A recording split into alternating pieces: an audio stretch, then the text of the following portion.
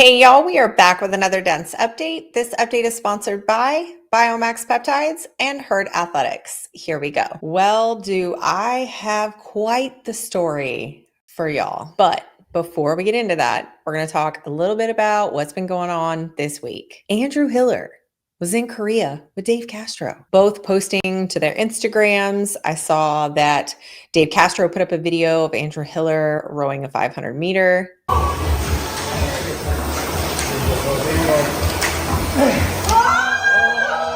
Dave Castro did his weekend review while there. You can hear Andrew Hiller off to the side. He does get into viewer comments and someone asks him possibly about an event at the ranch. I have not said there's anything at the ranch, and so I can't confirm that you can come to the ranch. But I'll say this, if you're coming all the way out, there'll be some big announcements soon. There'll be a lot to do that week. But then the commenter also asks if there is something going on at the ranch, is he going to let Sevan and Souza stream it? Dave, when are you going to announce the days at the ranch for the 2026 games? Will you let Sevan and Souza live stream it? Like I said earlier, we haven't announced anything. And if we did, would I let them stream it? No. But he also said no to ever filming with Hiller. And yet here we are. If you want to check out the weekend review and the 500 meter row by Andrew Hiller, those are all on Dave Castro's YouTube channel. Bryson Del Monte and Taylor Self were on site at the Pentagon leading a workout. They've been posting to their Instagram page. Some very loyal followers of the Sevan podcast reached out to them and invited them out there. So that's pretty cool. Don Fall's supposed to be going on the CrossFit podcast this week. And Luka Jukic is sitting down with Pedro of Coffee Pods and Wads. Would you ever do the game season again? So I'm there. Like, I think there can be a scenario that I go back. There can be a scenario where I never go back. Just like both of those things can happen. So yeah, that's pretty much my answer. So 2 shows you're definitely going to want to check out. Now on to the biggest creep in CrossFit, Craig Bridgeland. Craig is the owner of Blueprint Health and Fitness. And if you've been around the CrossFit space and social media for a while, you've probably ran into this guy in the comment section. He is self-proclaimed to be someone in the space who... Been in Australia for close to 20 years now, so I do not consider myself an expert. I do not consider myself an analyst. I'm more of a couch fan that likes to pay attention and likes to be involved in the community. And I went to my first games this year and it was absolutely incredible. And I'm just someone who I feel like I just pay attention. He really first came on my radar somewhere around the Open. I think when Emma Lawson posted that she wasn't going to do the CrossFit game season because of an injury, he came and white knighted for her and replied to one of my comments. And he said, just another middle-aged white woman running her mouth. Not sure why me being white has anything to do with it, but nonetheless. Your show is trash. You're a nobody trying to get ahead off Sevan's coattails. You bring nothing new to media, just recycled stuff everyone already knows. So I replied, you seem pleasant. I posted a screenshot of this comment on my story and tagged him in it, and he immediately blocked me. And after that, I'd actually mentioned it in a dense update. Blueprint Health and Fitness. He says, yeah, I'd be mad if I looked like you too. But here's the thing. Maybe social media isn't the right place for you. A friend of mine from my affiliate, she saw this story I had posted and she was like, holy shit, what did this guy do? And I was telling her the story and I was like, how do you know him? And she mentioned that she was at an activation at the 24 games and he showed up there and he was really creepy. And then while still at the activation, he follows her on Instagram. In her words, he just gave her ick vibes. And it turns out this is a common theme for this guy. He meets someone, immediately follows them, and starts sending them sleazy DMs. I get it, like shoot your shot, sure. If you make a connection with someone and you think they might reciprocate and you reach out to them in their DMs. But the dude is just so socially unaware, socially handicapped. He's overly aggressive. And if you push back on him at all, he becomes violent and insulting. Even Cara Saunders comments and mentions that she's had to block him. I actually remember after I had shared that to my story, I heard Sevan and the the guys talk about something on one of the Kill Taylor shows. I just want to say this. If you have been, arrested or stopped for, being with underage girls, Eliciting. yeah, and you're on a did some list. time for it, and you got arrested for it, and you spent time in jail in Texas, that means your days of bullying people on Instagram and the internet are over. You gotta hang low, dude.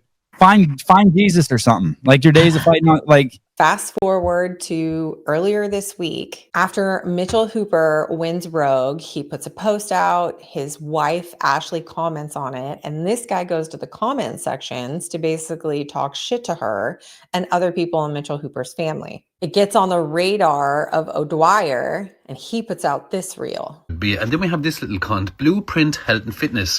While you were taken back, I guess all those sympathy posts were just for clicks. To leaving a barrage of comments towards Mitchell Hooper and his family, ending with this one, it's always those who make the most noise who have the most to hide, which is interesting coming from you, and you know what I'm talking about, you cunt. So here is Blueprint Health and Fitness, run by a fella called Craig. Here is Craig. And he also coaches kids, which is very fucking worrying. 11 men charged with online sexual solicitation of children, Fort Worth police say, and you're thinking, no, it can't be. One of which, Craig Bridgeland, 42 years old, Brisbane, Australia. And here is the man himself, Craig Bridgeland, charged with being an online sexual child predator. You said it yourself, those who make the most noise always have the most to hide, you cunt. And after a quick Google search, sure as shit, there it is. Craig Bridgeland arrested in Fort Worth, Texas, in a multi-agency operation targeting online predators. Scroll down, the men's names are all there. Craig Bridgeland, 42, of Brisbane, Australia. Scroll down even further, you can find his mugshot. Sure as shit is him. He just looks like a pedo. And it makes sense now why he blocked me back then. And since resharing that reel to my page, I got a hold of all of the records pertaining to that arrest and exactly what went down. I also got a hold of an email that he sent to all of his clients back home while he was still here in Texas, figuring out what he was going to do and how he was going to get home. This is the complaint that was filed to obtain the warrant to have him arrested. It reads, on or about the 7th day of August, did with intent to commit sexual performance of a child and or sexual assault of a child over the internet by electronic mail or text message or other electronic message service or system, or through commercial online service, intentionally distribute sexually explicit materials, namely, specifically, an image of lewd exhibition of male genitals. So basically sending dick pics to chicks. And the defendant was 17 years of age or older at the time of the offense. And the defendant in this case was an undercover cop. Now, in these records, it shows that Craig pled guilty. The terms of the plea bargain were that they deferred the adjudication and he got 9 months of probation. He had to pay his bond to get out of jail. He also had to pay for the bail bondsman service. So all in all, I think it cost him somewhere around 25 grand. On August 18th, while still in Texas, he sends this email to all of his clients. He starts the email off by gaslighting them, which is on par for this guy. Please read this. Even if you have made the decision to leave Blueprint and myself, I ask that you give me 10 minutes to hear me out. I feel like for all I have tried to be as your coach and your friend, I am owed that. What? Your clients who pay for a service somehow owe you something for you getting arrested in the United States for trying to bang minors. I actually heard from one of these clients. And she said, as a past client, I can tell you that even though he was stuck over there in Texas on bail waiting to be charged, he harassed and berated his clients and friends to keep paying him for PT sessions, even though he was unable to provide that service. When the clients canceled their direct debits or said that they wanted to pause their payments until the situation was more clear, he sent them to debt collectors. Now, for full context, I'm going to read some of this email for you, just so you guys can see how pathological this dude is. He starts off by saying he's going to be open and transparent, but then he just lies. He lays on a bit of a guilt trip about the fact that he's not making any money while he's there and he has all these expenses while he's there. Blueprint is my job, but it's my only income. While I'm away, I'm making no income, usually around $4,500 a week. He actually tells them how much money he makes, which is so cringy. Who does that?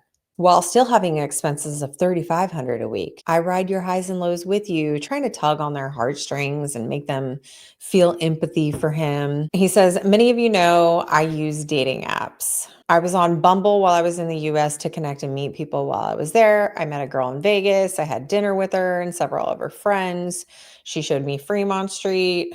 I'm sure that's not all she showed you. Then he talks about changing his location to Fort Worth, knowing he's going to be there. And he connects with somebody named Sarah, which at the time he understood to be 18 years of age. He says it was until he was in Fort Worth that she tells him she's not 18, she's actually 16. This is where I should have blocked and ended the conversation, but I didn't. We're going to fast forward. He sends messages, copy and paste, to Sevan and Caleb. The Blueprint guy has been DM me this morning.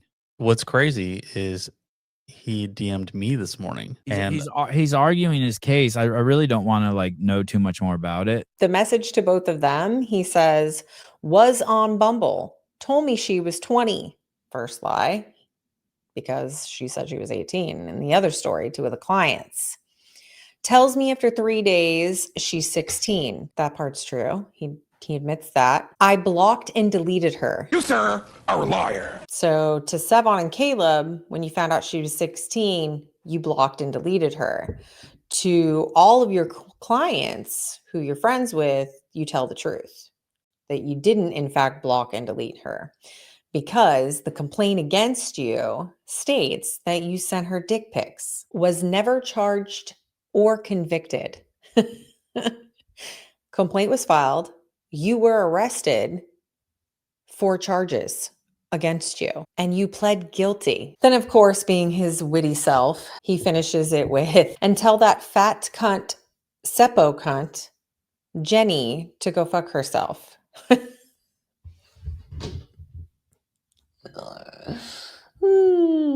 And when he noticed that one of them had read the message, he writes, haha, never thought you would see this. You do good work, bro. And the crew, keep it up. Nothing but respect. He actually unsent that message as well. So that's cuckoo. I think Craigie has some issues. Now, I did see this comment on O'Dwyer's post. I was sadly in a relationship with this man for 2 years, and he is truly horrific. We still have a DVO, which is a domestic violence order, after he abused and assaulted me for most of our relationship before I was able to get out with the help of the police. Stay away from this man.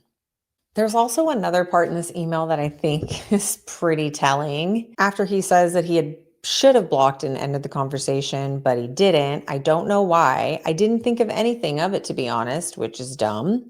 I had no intentions of ever meeting this person or even sleeping with them. I also mentioned to her, are you a police officer? Because this is weird. Why would you ask her if she was a police officer if you weren't worried that you were doing something illegal? I've done a lot of crazy shit in my life. You know, as a small business drug entrepreneur, I've been all over the world. I've been in a lot of hairball situations. I've never asked someone if they're a cop. I don't put myself in any situation where I'm like, are you a cop? And one of the things he said to me is, he asked the girl if she was a cop or I don't know. I don't want to know too much more about it. It gives me the EBGBs. Now on Sunday night after the games, he states in this email that Sunday night I got home at roughly 1 a.m. and passed out as I was drunk. Around 3:30 a.m., a large banging on my door woke me up. I answered the door to find 6 to 8 agents with guns who dragged me out fully naked into the hall. The next 10 minutes is a blur and I don't remember much. I was placed in custody, and then he goes on to whine about how the handcuffs were too tight and it hurt him and turned his hand blue. Boo-hoo. And then the emails just goes on about his experience in the jail and how hard it was and the terrible food and sleeping on a bed that felt like a rock, and he didn't have a blankie. He was cold. It was freezing. He's telling this story as if he's some sort of like war hero in a prison captured by bad guys. He mentions that he met a nice white guy. Again, he brings race into it, which is just odd. And then he mentions another cellmate who wakes him up and pretty much tells him, yo, stop snoring or I'm going to make you stop snoring, and points out that that person was an African American. And then he closes with yet again gaslighting his clients. Typical manipulation tactic to try to guilt them into feeling sorry for him. He says, later this week, once I have more information, I'll let you know the plan I have for you to use the studio while I'm gone. For this, I'm going to need help from 2 clients, one of which has already given their notice. So really don't know how this is going to work moving forward. I just need those who want to stay to help me keep the doors open. I would hate to lose everything that I've spent 12 years building over making a dumb decision to continue a text conversation. You know what's crazy is he was so distraught and humbled by this experience in jail in the US that upon returning home that Halloween, he decided to dress up as a convict.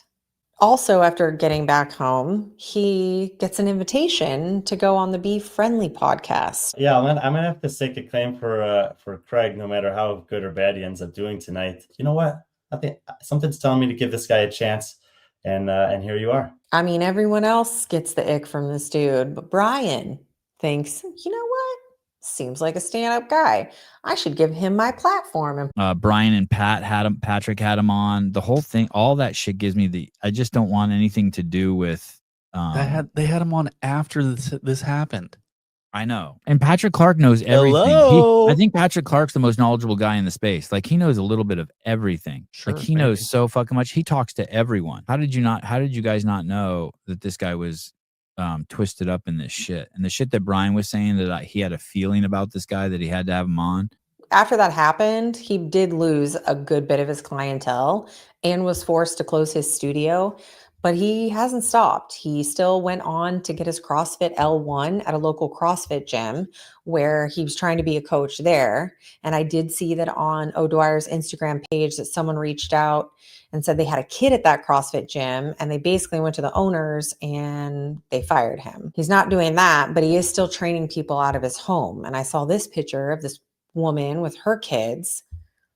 I would not let my kids around this man at all. Now, his name and face are making its way around the local community in Brisbane now that all of this has gotten out. I've even had messages from a current affair in Queensland wanting to do a story on this now. There's some Facebook groups that people have sent me of upwards of 70 women talking about their experiences with this guy. And they pretty much all have the same stories. He's a huge stalker and love bomber. We hadn't even met, and he was calling her babe and doing all the XOXO crap, which is a huge red flag for me. He suggested for the first meeting that I go to his house so that I'm able to drink wine and he'll cook me dinner. I unmatched him, and he still found a way to find her on other socials and contact her. Allegedly was very abusive in a relationship. It's bad, y'all. It's so bad I don't even want to actually say it. Some of the things that he would want his partner to do with him just so he could get off, like aggravated sexual things to her, even wanting someone else to do these things to her while he watches. And if she didn't agree, he would become very angry and violent with her. And luckily she got help. Went to the police and got out. That dude just needs to change his name and get some help and stay away from girls probably. I don't know how this guy can even show his face in town at this point. While I was editing this video, I received a message on Instagram. The Courier Mail has just put out this piece in Australia on Craig Bridgeland. The headline reads, Brisbane personal trainer Craig James Bridgeland sent dick pics to underage girl on US CrossFit trip. They actually reach out to him. When contacted by the Courier Mail, Bridgeland says he regretted his behavior. He claimed that he didn't remember much of his offense. I'm extremely remorseful for everything that happened over there. This was about my 7th or 8th day at the CrossFit Games. I had just watched the death of a CrossFit Games athlete and my brain was all over the show.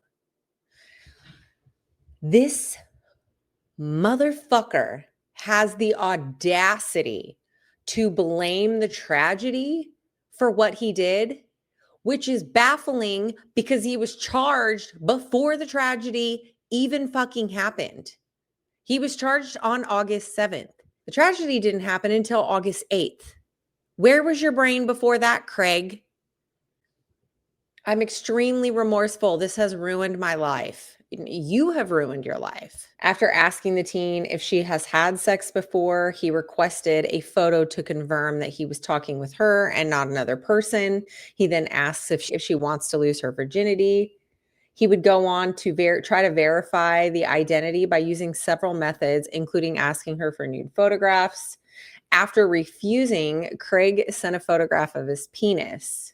Craig continued to try and verify the identity before sending a video of himself stroking his penis. He was arrested by the United States Marshal Service Fugitive Task Force. He said he pled guilty to the lesser charge so he could come home and continue his life. Not looking so good, are we now? Calling me a fat Seppo. Look at those nipples. Pfft. His titty's almost as big as mine. What a fucking world-class piece of shit.